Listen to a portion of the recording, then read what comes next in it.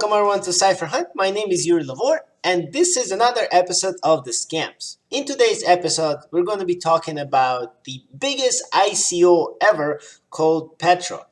So Petro is basically a $5 billion ICO, and it's basically based on Venezuela coming out and basing the cryptocurrency that is going to be backed up by oil. And basically, one petro is going to equal to 1 barrel of oil, which is $60, and that is why it's 50 billion.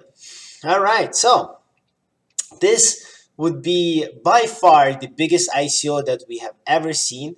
It would be Telegram, Tether, everything. And Venezuela said that they have already raised 735 million, and actually because they had their pre-sale already, they're now stating that they have over 2 billion. So they're pretty much halfway there. Also, they said that they have over 860 people that are signed up to mine the Venezuelan Petro. Okay, and that their president came out and ordered all of the companies in Venezuela to start accepting Petro. All right, so as we know, basically now that is going to be a cryptocurrency that's going to be backed up by oil, which is actually Venezuela says that they're the #1 country that has the oil reserves. That might be true, however, as far as the production of oil, they're actually not even in top 10.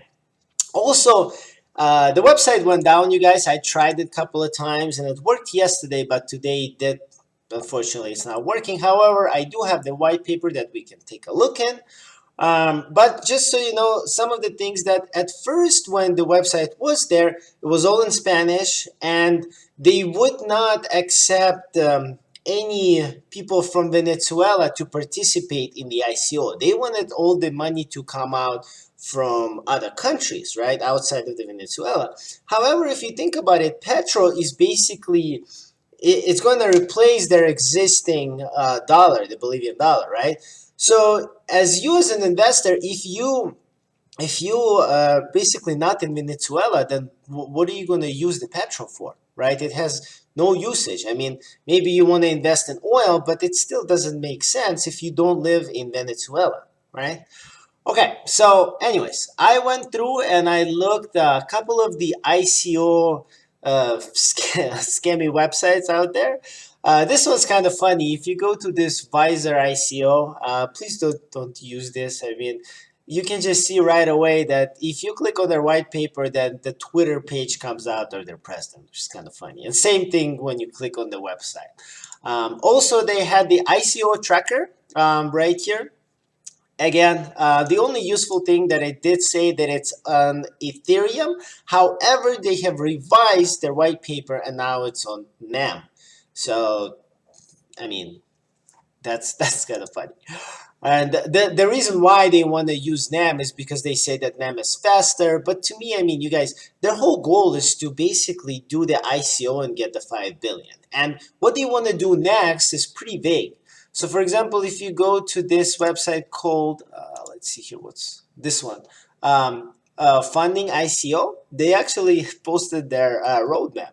And the roadmap, the interesting part about it, it actually ends in 2 days. So they have, I mean, they have no plans what to do with this after. They say they're going to use it to like rebuild the country, but the country is it's pretty bad shape. You can't just replace it with another cryptocurrency and all the problems are solved. You know what I mean?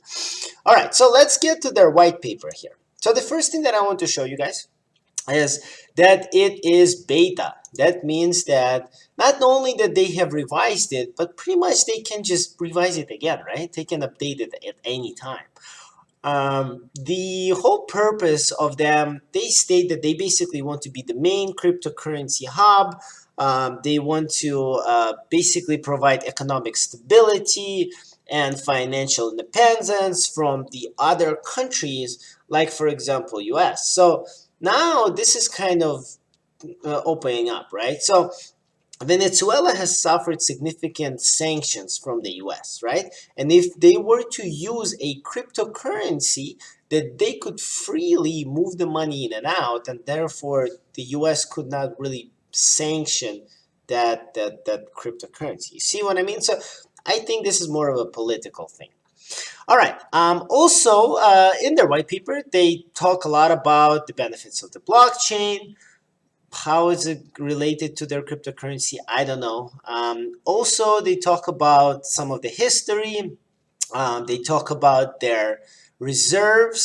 Let me show you guys right here. So basically, they state they have this oil reserves, and I'm sure they do. But the thing is, they're not producing oil. So if you look at the top 10 countries in the world that actually do they're producing oil, they're not even top 10.